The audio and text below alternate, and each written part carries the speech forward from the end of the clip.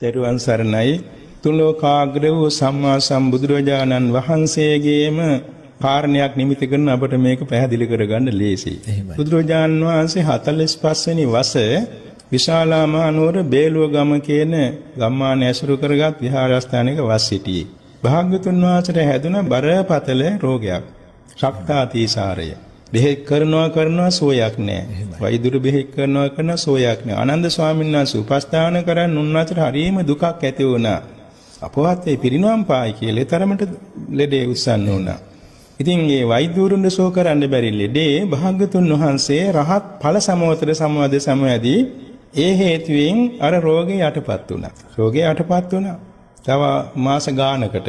ඒ කියන්නේ වස් කාලයේ තුන 4 මාසයයි ඊළාට ඉදිරියට පිරිනවම් පාන්න තියෙන වෙසක් පොය දවසක ඊළඟ ඒ දක්වාම උන්වහන්සේට පුළුවන් වුණා මේ රෝගේ වේදනාව යටපත් කරගන්න. භාවනාවෙන්. භාවනාවෙන් කියන්නේ භාග්‍යතුන් වහන්සේගේ භාවනාව රහත් ඵල සමෝත.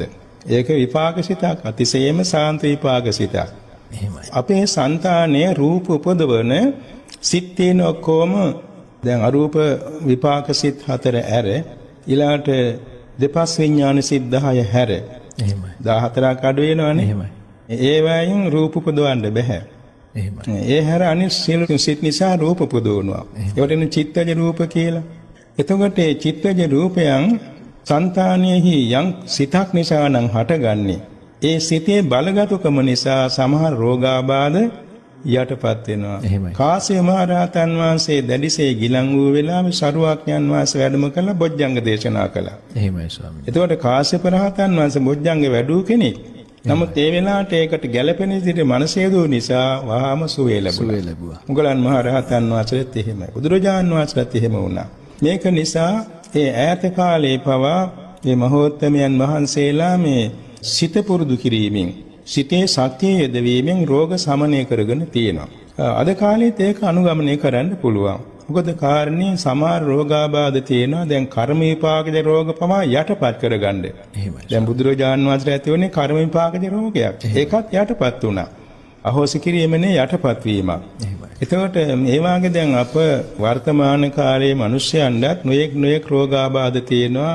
ඒ රෝගාබාධ අතුරෙන් සමහර රෝගාබාධ මේ සිත පුරුදු කිරීමෙන්ම සුවපත් කරගන්න ලැබෙනවා. එහෙමයි ස්වාමී. නිදසුනක් වශයෙන් මගේ අත්දැකීමක් මම කියන්නේ සතුටුයි කාටත් ඒක ප්‍රයෝජන වෙයි. එහෙමයි. 93 වසරේ මට හැදුන ඩයබටිස් රෝගී.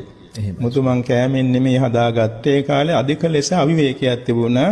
මගේ ගුරු ස්වාමින් වහන්සේ නිතර වයෝවෘද්ධ නිසා ගිලන් නිසා ඒ සීලම වැඩ කටයුතු ඒ ස්වාමින් වහන්සේ තේන ලියුම් කියවන්න ඒවට උත්තර ලියන්න ඒ වගේම දවල් කාලේ ශිෂ්‍යයන්ට උගන්වන්න හැම දෙයකටම කාලය මට ඕන. ඉතින් මං සමහරට රෑ 1-2 වෙනකන් නිදි මාරනවා. අය පාන්දර 4ට අවදි වෙනවා. වැඩි කල් යන්න ඉස්සෙල් මට ඒ රෝගේ හැදුනා. එහෙමයි. අන්තිමේ මාසෙකින් තමයි රෝගේ හොදට විස්තර දැනගත්තේ. ඉතින් වෛද්‍යවරු මට බොහොම කරුණාවෙන් උපස්ථාන කළා කිව්වා දිගටම බෙහෙත් ගන්න ඕන. ඉතින් මං හිතාගත්තා මට මේ බෙහෙත් ගන්න අතර මගේ ආධ්‍යාත්මික ශක්තියකින් මට මේක සුව කරගන්න ඕනේ. එහෙමයි. කියලා මං හිත ධෛර්යමත් කරගත්තා. ඉතින් උපදේශ ලැබුණා උදේ දවල් ආහාර ගත්තන් පස්සේ ඇඳට පුටුවට යන්න එපා කියලා මං ඒක තේරුම් ගත්තා. මම උදේ ආහාර ගන්න උදේ 6ට නම් එහෙමයි. ඊළඟට මගේ මූලික වැඩ ටික කරගෙන මං ඉදලක් අරගෙන හිමින් බුදු ගුණ කියා සත්‍යක්‍රියා කරමින් අමදිනවා දාඩිය දාන්නේ. එහෙමයි. දවල්ට දානෙන් පස්සේ පැයක්ම හිමින් සක්මන් කරමින් මම බුදු ගුණ වඩමින් සත්‍යක්‍රියා කළා. සත්‍යක්‍රියා කරන්නේ බුදු ගුණ බලයේ පිහිටවලා මම මේ රෝගේ සුව කරගන්න ඕනේ කියන අදිෂ්ඨානෙ. එහෙමයි.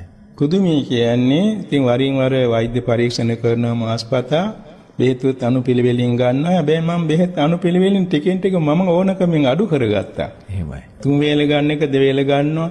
2 වේල ගන්නකොට 1 වේල ගන්නවා. 1 වේල ගන්න එක බෙහෙත් පෙත්තෙන් භාගයක් ගන්නවා. එහෙමයි. මේ වෛද්‍යවරුන්ට පෙන්නමින් මම මේ කරන්නේ. එහෙමයි. අන්තිමේදී මට වෛද්‍යවරු කිව්වා ස්වාමීන් වහන්සේලා දැන් මේ සීනි වැඩෙන්නේ නැහනේ. සීනි වැඩෙන්නේ නැහැ ලේවල.